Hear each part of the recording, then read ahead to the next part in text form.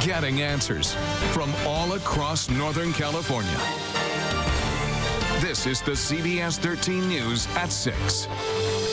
Now it's 6, never before, the new rainfall record we just set. Go away, Grinch. How to make sure a thief does not do this at your house. Steal packages off your front porch. Unreal. Why artificial turf may be banned at California schools. Ray McDonald gone. Why the 49ers released him and what police say he did now. The next wave of wet weather is here. The snow is piling up in the Sierra, while another round of rain is helping us rewrite the record books tonight. Good evening. I'm Sam Shane in the Weather Center with Dave Bender. Now, this was a one-day record, but a record nonetheless. Right, and they had a 1 hour total of over 0.8 of an inch. We're talking, well, let's take a look at it. We'll do some fast facts here for you. We're talking Executive Airport last night when the downpour came through. 0.99 in 1 day, broke the old record of 0.98 in 2002, and 1 hour total of that was 0.81 inches. So very, very impressive. Almost too much too fast, but that's okay. We saw over 0.7 of an inch of rain for Sacramento, officially downtown. So far for the year, 8.85, normal 5.64. We're at 156% in normal. So those numbers are all looking good. And this is looking good as well. Some moderate rain moving through the Bay Area, starting to get on toward about the Tracy Triangle there, maybe getting down toward Patterson as we go on through the early evening hours here. Just getting into the western side of the valley, moving through the Delta, some light showers into Stockton, Modesto. You're going to see a little light rain here very shortly. Sacramento seeing some light rain right now as we go through the tail end of the commute and you get up toward Marysville and Yuba City and on toward the North Lake, up toward Colusa County. That's where you're going to find some light rain. That's where we're going to find Lamore Abrams. She's been on the ground tracking the showers. Lamore? Well, when he came to be about an hour ago, it was drizzling on us. Then it stopped, and now it's back again. So it turns out the camera knows when we're on camera, but it's definitely a lot cooler than it was this afternoon. And as you mentioned, it looks like this will produce a weaker system, of course, but it'll still deliver. So as we have seen in the past week or so, expect this to continue at least into the weekend. Back to you. That's right. We got some more rain on the way. We'll time that all out for you in a second. Thank you very much, Lamore, up there in the Colusa area. Okay, so there you go. Some light rain coming in. Williams there along I-5, just starting to get toward 99. Above 4,000 feet, this is where we continue with a winter weather advisory, and we could see another couple of 4 inches of snow up here above the 4,000-foot mark, and that includes the areas around Quincy up toward Chester, and then you go down to the south here. In fact, you're not seeing a ton here, but we're actually seeing the continuation of probably some flurries in and around the Kirkwood area, Bear Valley getting a little of this. It looks like on the eastern edge there of Arnold, some wintry precipitation coming on down. Now, the rain is also pooling up all around the construction sites, especially down at the King's new construction site there in the downtown arena. Take a look at this soggy mess. Crews are dealing with mud and standing water all across the entire work site. So today we ask the question, how is the rain impacting progress on the King's arena? Well, we're told that crews were forced to stop during last week's heavy downpours. That makes total sense. And they say weather delays are budgeting, or rather budgeted into the overall time frame for completing this project. And as of now, they are currently on schedule. Now, viewers have also asked us how the rain is impacting construction work on the Across the Top project, you know, the one along I-80. Well, Caltrans tells us that the rain forced road construction employees to stop working last week. And again, we're talking about the heavy stuff on Thursday. They say even when the rain stops, there's another delay as crews have to clean up after the rain. However, Caltrans says none of its current projects were pushed off track by any of the rain. The Across the Top project will run and eventually be completed in 2016. Some more weather for you. I'll talk about, of course, what's going on here if we hop back into the computer, and it's going to reveal we continue with some moisture still working into the area tonight. That is what we're going to deal with tonight. There is more on the way well out here. That is the last in the series of storms for this week, so it looks like we'll get a chance to dry out. We'll talk about your Thursday, what we expect for the weekend, and what we expect as we get toward Christmas Eve and how we could have some travel issues then. All that in just a bit. Sam, record rainfall. Love it. Okay, Dave, thank you. Sure. Other news for you tonight, an accused sexual predator who once produced pornography films is now implicating a local sheriff's captain in an explosive, exclusive interview with CBS 13. Tonight, the former porn producer says Sutter County Sheriff's Captain Louis McElfresh urged him to have sex with a 16-year-old girl. CBS 13's Derek Shore is live at the Colusa County Jail, where he got that exclusive interview, and he has the story tonight. Derek? Well, Sam, a number of sources in this area told me they believed the case of Donnie Pauling as well as Captain McElfresh may be connected. So we came here to the Colusa County Jail and asked Pauling himself.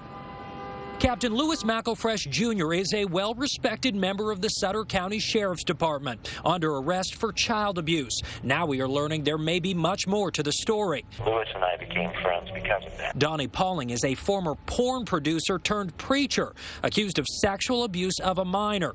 Tonight, he is telling me what sources are not denying, that his case and McElfresh's case are connected. And he just kept on pressuring me to try to do it. I kept on saying, no, I'm not going to do it. Pauling says he and McElfresh were friends and says one night McElfresh asked him over, then tried to get Pauling to have sex with the officer's 16-year-old family member. And I came over to his house and he tried to get me to sleep with her. He said to me that she wanted to sleep with me. He says McElfresh got the underage girl to get completely naked. And what's McElfresh doing? Well, he was watching. You're telling me that Lewis McElfresh wanted to have sexual relations with one of his family members, and at one point tried to get you to have sexual relations with one of that same family member. Yes. Yuba City Police have charged McElfresh with child abuse or failing to prevent child abuse. They have not confirmed the details of the case. Pauling swears he did not touch the girl and denied the advances, something it appears law enforcement does not believe. Took me off into a room and told me to keep my mouth shut. And originally, McElfresh was supposed to be transferred here to the Colusa County Jail because he is the commander of the Sutter County Jail where he was booked into. But instead, he was brought to Yolo County because Pauling is here. He is being held on $5 million bail. And according to the Sutter County District Attorney, there could be more charges against McElfresh. And I know that you talked to authorities there during your interview process today, Derek. And obviously, with this interview, there is a tie between these two cases. Did anybody in terms of law enforcement, even on camera, off camera, indicate that they support this, that these two may be tied together? Absolutely. A number of sources within the law enforcement community throughout the Yuba Sutter area have confirmed something that only needed confirming by Pauling himself. It's something we knew as of this morning, and then we got to talk to Pauling, who actually put it all together. Well, remarkable and very disturbing all at the same time. Derek Shore live for us tonight in Colusa County with an exclusive interview. Thank you very much. There is a new turf war developing all across California. A state senator wants to ban recycled tires used in artificial turf at schools and playgrounds because there may be a link to cancer. That has some people asking what this ban would mean for local schools that already have the turf and the businesses that produce it. CBS 13's Lee Martinez is getting answers.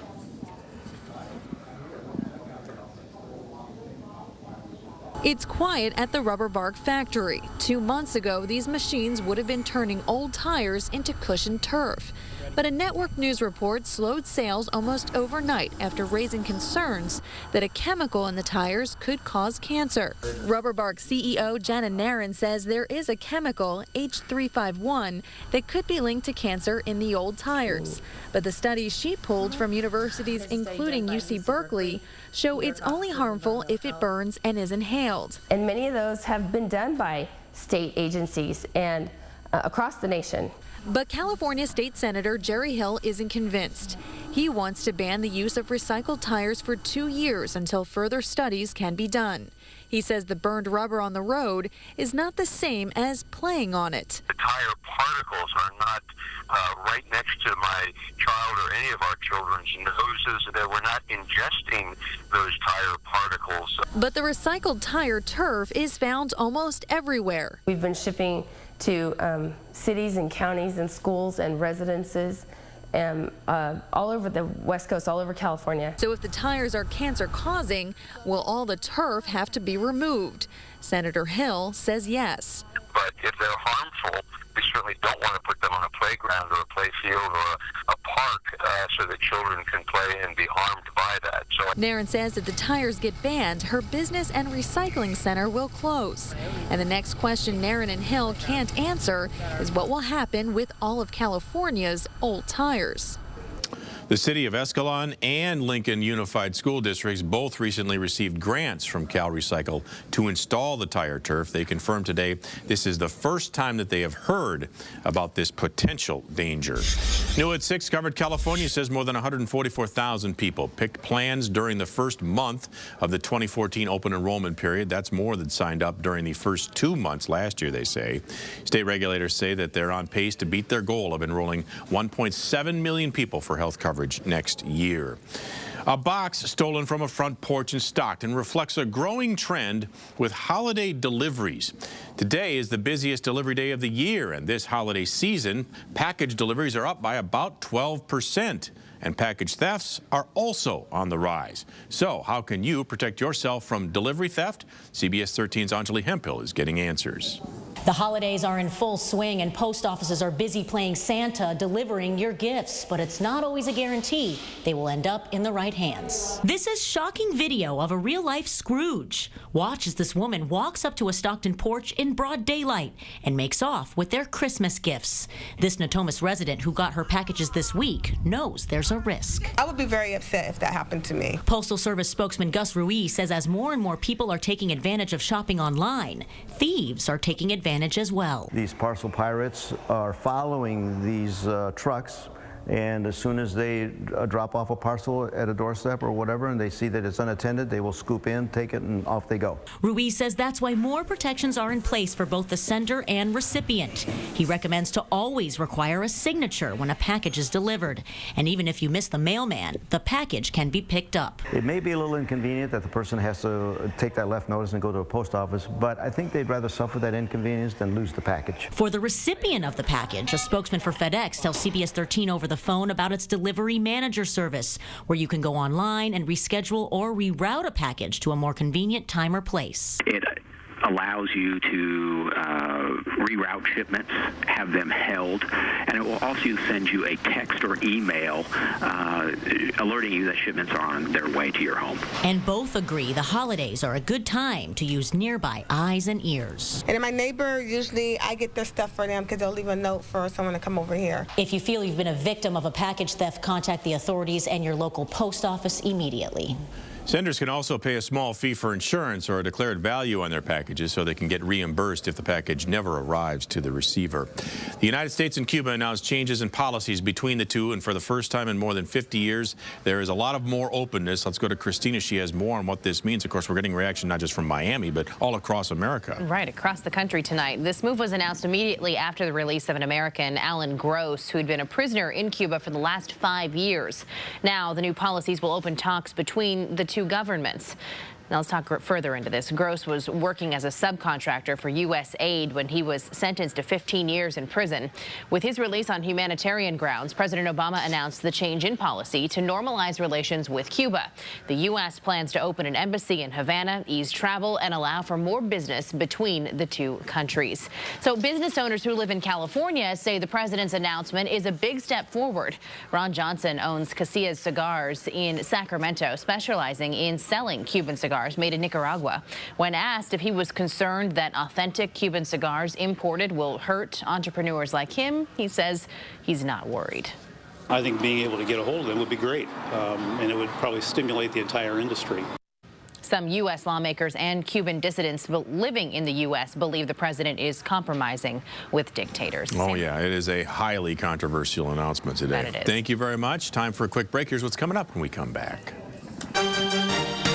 It's over. Why the 49ers released Ray McDonald today and the crime he's accused of committing. The Jim Harbaugh watch. Why he may coach the team he once played for.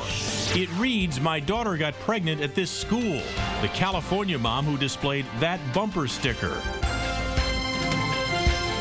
The Seventh Heaven dad goes on camera about his pedophile past. The interview pulled from theaters after the threats, and Charlie on his 2.5 Men return. E.T. is next. Get it now during the Nissan Holiday Sales Event at Future Nissan of Roseville. Buy a new 2014 Sentra S for only $15,988 or lease for just $99 per month for 24 months. Get it now at Future Nissan in the Roseville Auto Mall or FutureNissan.com anytime. With RC Willey's massive selection and low price guarantee, this holiday season you can deck your halls with just about anything you want. 'Tis the season to save on dining sets, sofas, sectionals, recliners, and more. This dining set is $2.99, and this bedroom set is only $6.99.